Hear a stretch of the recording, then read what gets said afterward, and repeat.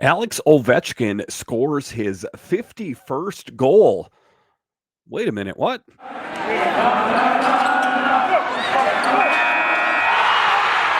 Your Locked On Capitals, your daily podcast on the Washington Capitals. Part of the Locked On Podcast Network, your team every day.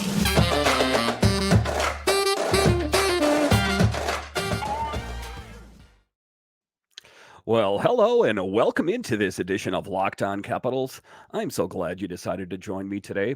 As always, this podcast is free and available on all the major platforms, and I want to thank you for making this your first listen or view of the day. Yes, this podcast is also available in video form, so head on over to YouTube and check it out.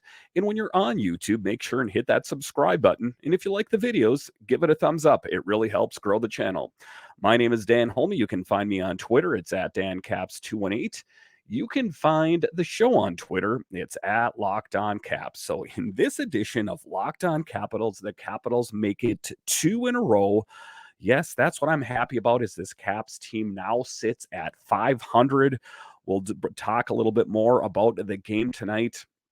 And then we will talk about Alex Ovechkin, who scored his 51st goal. Well, his 51st career empty net goal. Yes, that drew the ire of Konecny of the Flyers. We'll talk about that. And then we'll talk about this team banding together and working as a unit. Are we finally out of the woods? Can we talk about this Caps team as winners, as winning consistently? I think we might be getting there. But just to get it going here, talking about your Caps, and we should start it off here by talking about Alex Ovechkin. Alex Ovechkin, who makes history almost every time he is on the ice. Tonight was no exception as he scored his 50th career empty net goal. But no, wait a minute. He wasn't done there yet as he kind of deked and dangled. He scored another empty netter, and that drew the ire of Konecny. He was a little bit upset about it. I think that his big thing was as he thought he was showboating. At the end of the day, get over it. The Capitals won. You lost. The Washington Capitals and Philadelphia Flyers got into a scrum along the boards with 8 seconds left in regulation, and it all came out of an exchange between Alex Ovechkin and Travis Konecny after Ovechkin's second empty netter of the night, writes Washington Hockey Now. Ovechkin broke away with the empty net, and after appearing to look around for someone to pass it to, skated it in to make it a 4-1 game. Konecny didn't like it one bit and skated over to the grade aide asking, "What was that?" before pushing him and engaging in some pushing and shoving. I mean, it might have not looked so bad. I personally thought he deked it and put it in on his backhand. Konecny told reporters after the game, maybe it wasn't as bad as I thought. Ovechkin responded to Konecny by saying that his reaction spoke volumes about the Flyers' passion. They lost, it's whole. They have character. They have a good group of guys, Ovechkin said. Obviously, frustration. It's a game. It's a game. And of course, things are frustrating for the Flyers as they haven't been playing that great. But Alex Ovechkin continues to break records every time he's out on the ice. And this is just one of these really great times to be a Caps fan. This is one of the great times to be an Alex Ovechkin fan as he continues to do great things, and he's poised to do bigger and bigger things every time he's out on the ice this year. Some of these records that pop up, I'm not aware of. I didn't know that he was coming up on a record for having the most empty net goals. He's not quite there. There is Wayne Gretzky is still ahead of him, but for him to keep breaking history night after night after night, scoring more goals, breaking these records of 50 empty net goals and then making it 51. So he had 794 all-time empty netter, or all-time goals, but now then it was 795. So he is going after Gordie Howe, who has 801, and then Wayne Gretzky, who has 894. And when you take a look at it, he's 795, and he just has to catch Gordie Howe with 801. I do think that he is going to catch up to him soon. On his rate that he's scoring, I do see Alex Ovechkin squaring off with Gordie Howe, and making a real pass at surpassing his record. And then it's just Wayne Gretzky in front of him. And then I think that Alex Ovechkin is going to be laser focused as he closes in on Wayne Gretzky and ultimately passes him. I've heard people, different hosts on Locked On, different teams that they cover say that, he'll get close, but he'll never catch Gretzky. They don't know a whole lot about Alex Ovechkin. Even though he is 37 years old, he scored 50 goals last year. And I do think that he's on par for getting another 50 goals this season. I know that Tarek El-Bashir said, I want to say that he was going to get 47 goals. I mean, that's pretty much 50 goals anyway, isn't it? My projection on him is 52. But the one thing I'm talking about with Alex Ovechkin is what you're looking at every time he's out on the ice almost, he is making history. He is passing all these goals and he, breaking different records. And like I said, it's a really exciting time to be a Caps fan. And, just all in general, the team working together as a cohesive unit now. I don't want to say they're out of the woods and they're going to go on this long winning streak, but it does seem like it's going in that direction. And that's due in large part to their leader, their captain, Alex Ovechkin, who will one day be the great one, in my opinion. So going forward here, the Caps take on the Kraken, and I expect it to be another night similar for Alex Ovechkin, and we hope that he continues to get more and more production going forward. If you just take a look at the records and all the different feats that he's accomplished in these last several years, let's say even 5 years, it's quite remarkable. He is on a tear. And, oftentimes you hear these comparisons between Alex Ovechkin and Sidney Crosby and who's really the better player. And to that, I go, are you nuts? Are you not a fan of statistics? Are you not a fan of analytics? Alex Ovechkin is by far the better player. I mean, is Sidney Crosby closing in on Wayne Gretzky? Is Sidney Crosby closing in on all these records that Alex Ovechkin has broke? Not even close. So I'm sorry, Pittsburgh Penguins fans. Sorry, not sorry. Alex Ovechkin is a much better player. There's just no two ways about it. And, the special thing for me as a Capitals fan is I followed this team for a long time. I've had a podcast on this team for a few years, is to just kind of see these things coming to fruition. I mean, you can kind of see down the football field, you can see that he has 3 years and some change left on his contract, but it's like this culmination of his career and his hard work kind of finally paying dividends. Those hard years of scoring all those goals and applying himself and all that training that he did in the offseason, it's really kind of coming into focus. And what do I mean when I say that? Is that this season in particular, and I guess you could go into last season as well, is he is really, it's like I said, it's the culmination of all of his hard work going together. That's why he's knocking out all these different accomplishments game after game after game. And that's going to continue until he finally passes Wayne Gretzky. I want to say the projection is the 24-25 season, something like that. And that's with him scoring 30 some goals. And I don't have the exact time. I don't have the stat in front of me, but I want to say it was either the 24-25 season was the projection for him to get past Wayne Gretzky. But I do think that he is on the right pace to be able to do that. And the cool thing about being a Caps fan, if you've followed this team for a long time, is that we're now seeing it happen. It's coming to fruition. And like I said, just a really great time to be a Caps fan tonight. Again, he got a goal. And, empty netters, they don't evoke that same kind of fist pump. That's one of the things I do when the Caps score a goal. I don't know if you guys do that at home. Maybe you scream, maybe you yell. It's just kind of a knee-jerk thing. Like if they score a goal, I'm just like, yeah, they scored a goal. Doesn't quite muster that kind of reaction for me if it's an empty netter, but a goal is a goal, and it's another goal that he's chipping away after Gordie Howe and then Wayne Gretzky. And then to top it off, the real icing on top of that is that means that he scored 50 empty netters and then 51 empty netters, and he's closing in on Gretzky, who I wanted to say was like 58 empty netters. So that's definitely in his view as well. So in any event, if you got a chance to watch the Caps play tonight, got to be honest, a bit of a slow start.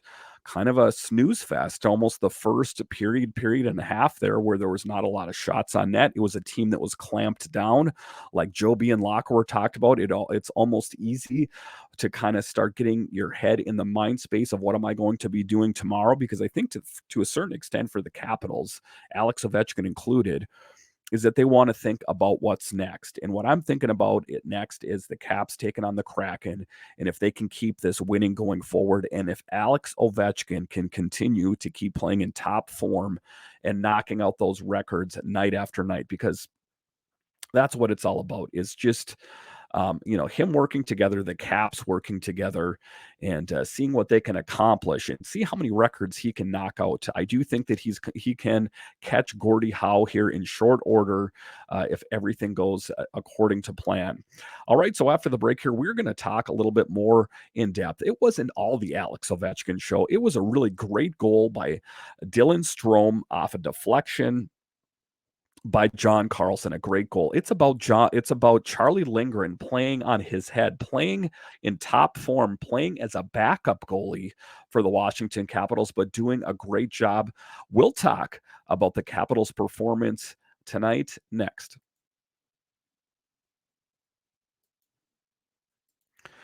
Today's episode of Locked On Capitals is brought to you by BetOnline. BetOnline.net is your number one source for sports betting info, stats, news, and analysis. Get the latest odds and trends for every professional and amateur league out there, from football to basketball to soccer and esports. We've got it all at BetOnline.net. And if you love sports podcasts, you can find those at BetOnline as well.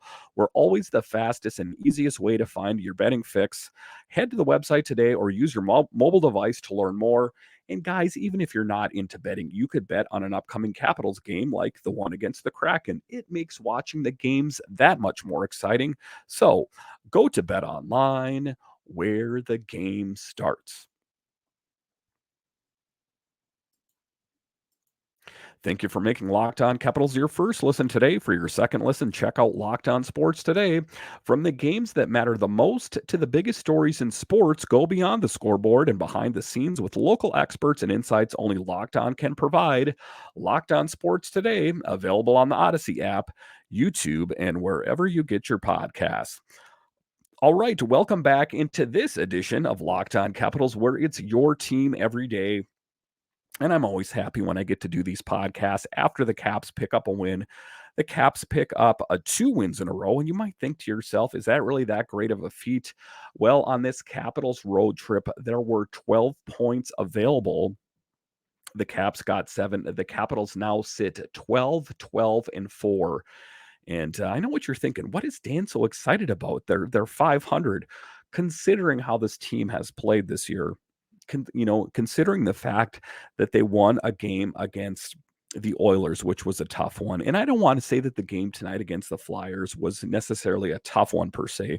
This is not a Flyers team of old that has played very well. But I'm going to say that this is a Philadelphia Flyers team, for my assessment, that's not quite as bad as everyone pegged they were. And why is that? Well, I think that at least in part, it's John Tortorella kind of having this team dialed in. He sets high expectations for the Flyers, and you see that on the ice. Why was Konecny so upset with Alex Ovechkin for showboating? Because he wants his Flyers team to win. And in any event, what I'm talking about here is that a lot of people will look at the game tonight and say, big deal. They beat the Flyers. They're horrible. They're not horrible. They're just not one of the better teams in the league. I do think, if you've watched them play, again, they're a team that suffers from a lot of the same thing that the Capitals suffer from. They have quite a few injuries on their team, and it's a bit of a young and inexperienced team. But I do think that it's a team that is going to go in the right direction under the leadership of John Tortorella. And you saw a bit of that tonight, that they did have quite a pushback. And for, like I said, the first period and a half there, almost 2 periods, it was a pretty much a stalemate out there. There was not a lot of action going on. After managing 50 shots against Edmonton and seeing 22 of those come in the first period of that game, the Caps got off to a slow start in Philadelphia. Washington could sustain a lot of pressure in the offensive zone or really make a lot happen. The Capitals also got 3 power play opportunities in the first and couldn't convert. This is one of the things that they need to work on. And I don't want to talk about negativity too much tonight based on the fact that the Caps did a great job. Hats off to them. I thought they played a great game. Ultimately, though, they have to find a way to convert on those power play opportunities. I do think that there's going to be a certain amount of, that put on the coaches. Why aren't you having the players dialed in? And then why aren't the players executing on those plans? Because, if you keep blowing power play opportunities, and I know that they've done a little bit better as of late, but ultimately, if they want to get more scoring, more consistent goal scoring, so it's not such a tight game all the time, scoring on a power play opportunity is integral. And the penalty kill ultimately allowed a power play goal to Kevin Hayes to make it 1-0 for Philly. It marked the 16th time this season that DC surrendered the first goal of the game. And what happens when you're watching this at home on TV? I assume most of you are watching this on TV.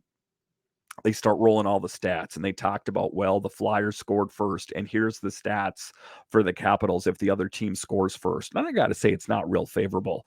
The odds were really against the Caps tonight based on the fact that the Flyers scored first.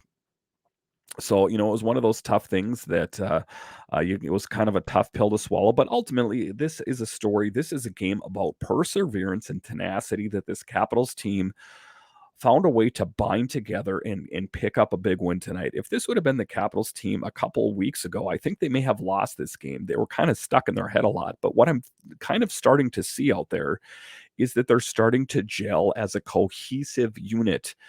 Again, I don't want to get ahead of myself and say that they're going to go on a long winning streak, but for this game right here, I think they're going in the right direction. If I even rewind time a little bit against the game against Edmonton, same goes for that. What is the common denominator between the Edmonton game and the Flyers game tonight is a cohesive play. It's not one guy standing out. It's not Alex Ovechkin getting a hat trick and the rest of the team being a dumpster fire. It's about the whole team binding together. Same goes for Charlie Lindgren. When you're number one netminder, your Stanley Cup winning pedigree netminder, Darcy Kemper goes down, it's easy to start writing excuses about why this team's not going to do as well. Charlie Lindgren stepped in and has done a great job. And I have all the faith in the world in Hunter Shepard as well, that if he was called upon, which was close tonight, I do think that he would fill in and do a great job as well. Ultimately, after 20, Washington had just 4 shots on goal. It threatened to set the tone for the game, but fortunately, the team was able to rally and ultimately got more shots and pressure going en route to the win. It wasn't the prettiest game, though, writes Washington Hockey Now. And then just taking a look at some of the other standout players for me. TJ Oshie keeps the power play going after missing out on the first 3 chances of the game. Washington finally cashed in on the 4th attempt. That's what I'm talking about. Slow start. They found a way to work together. They got a goal, and it was a power play goal. It's TJ Oshie. This is what I've talked about on this podcast, is that the Capitals, statistically, analytically, you can go take a look at it, that the Capitals do play much better, markedly better, when TJ Oshie is in the lineup, and tonight was no exception. I'm so happy that he's back in the lineup. This Capitals team always plays that much better when he's in the lineup. After missing out on the first 3 chances, they got it. Strome and Evgeny Kuznetsov orchestrated some picture-perfect passing and found Oshie, who fired a laser from the slot past Carter Hart to even the score. One of the things I'm going to say about Carter Hart here, too, is that he is one of the netminders in the NHL and the Flyers organization that they've talked about that, once he's ready, he is going to be a great goalie. And we've heard that for the last few years here. Carter Hart, it would definitely played a lot better tonight.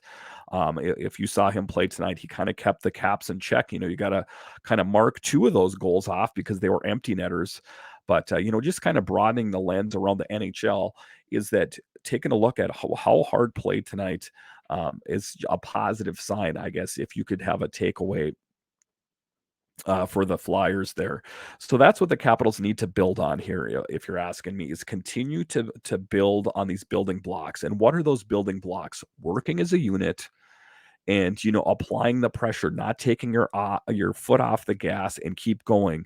Got to keep working on the power play. You got to get goals when they're easier to score, and then also work on the penalty kill so you can keep the opposition out of the back of your net. These are simple things in hockey. If they work together as a unit, this Caps team has a pedigree of winning. I have no doubt in my mind that they can do it if they just continue to keep doing what they do. They have Peter Laviolette, who has a great record in the NHL. The knee-jerk reaction when they're playing poor is you got to get rid of the head coach. Not the right move, at least not right now. I think that is going to upset the apple cart, and I don't think that you're going to get the desired result that you want. You take a look around the league, and sometimes, you get a coaching change, and sometimes you see those big changes. But ultimately, for me, I think that the Capitals would be wise to wait until the offseason to make any change like that.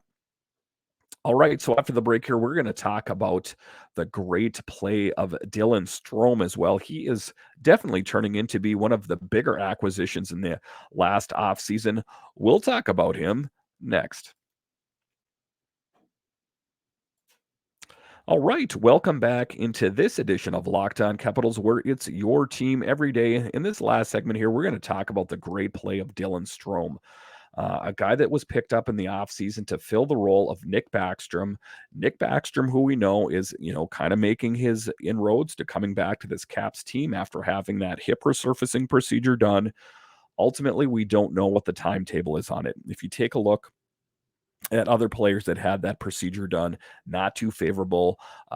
For whatever reason, I think he went to, a surgeon or a physician overseas, and he's getting a better result. He mentioned that he knows some players in the Swedish Elite League that have come back from this. So in any event, Strome, who's they signed in the offseason to fill Nick Backstrom's role. Big shoes to fill. Make no mistake about it, has done a great job.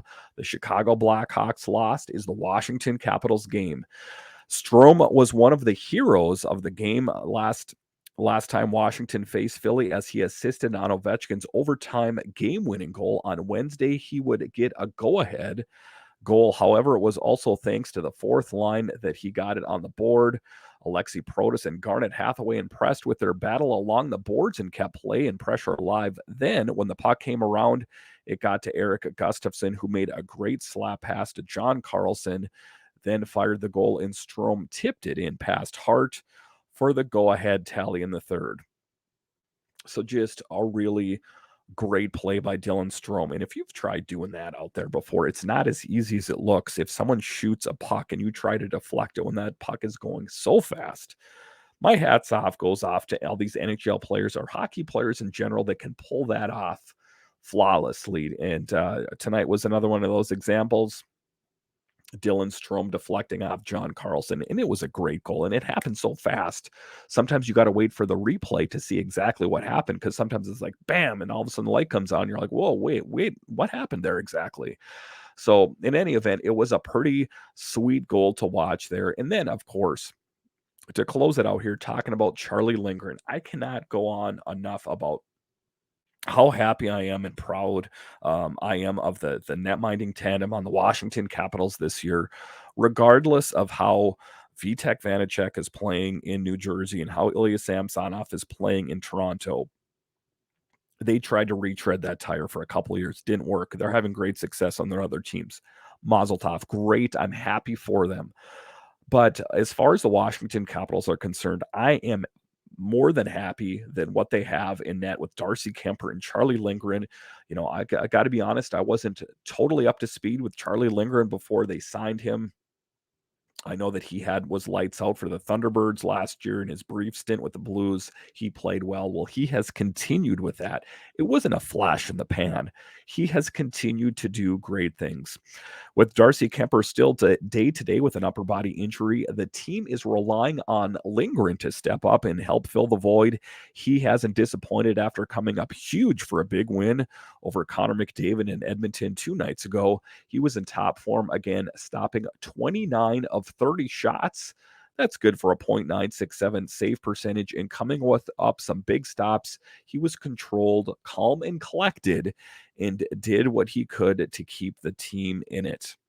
So just taking a look at it, just a really positive game in general. You take a look at this team, they talked about that they wanted more production out of Anthony Mantha. Anthony Mantha picked up an assist for his first point in 3 games. They said that they needed to get more production out of Kuznetsov. Kuznetsov picked up 2 assists and leads the team with 17 this season. Strome has 16. And what is important about, while I'm mentioning those players, is just, last week or a few games, we were talking about the big trades that are linked to the Washington Capitals. And Brian McClellan said what? He said, the Caps got in this mess. They need to get themselves out of this mess. And he expects more from his top players. And he mentioned, in particular, Anthony Mantha and Evgeny Kuznetsov. And by looking at it, message sent, message received, they're playing a little bit better. Now, I can't say that that's, totally what it's all about here. But, when you put someone on blast and you kind of hold them accountable, sometimes you can get results. And it seems to be the case, at least in this small sample size, that it's working for the Caps. And my hope for this team is to keep the winning going. Keep it going. Take out the Kraken next. I know they're playing really great this year. Those are those morale boosters. If you can pick up multiple wins, you knocked out Edmonton, you took the Flyers down. If you can take down the Kraken next, a really tough foe, I think that is going to induce confidence, and I think it's going to create a sense of swagger for this Capitals team that we can win, and I think that only good things can come from that. I know this team can do it. I know that they've been downtrodden. I've been downtrodden on them, to be honest with you, for a good chunk of this season with their play. But I do think the arrow's pointing up, and I do think that they're going in the right direction. And I don't want to hear people say they only won 2 games, Dan. What are you talking about? Have you seen how they play? They're sitting at 500. They picked up 7 points on the road on a tough road trip. So I do think things are trending slowly in the right direction. I guess it remains to be seen if that is the case. But in any event, I am hoping for a big win against the Kraken next. Like I said, a formidable opponent.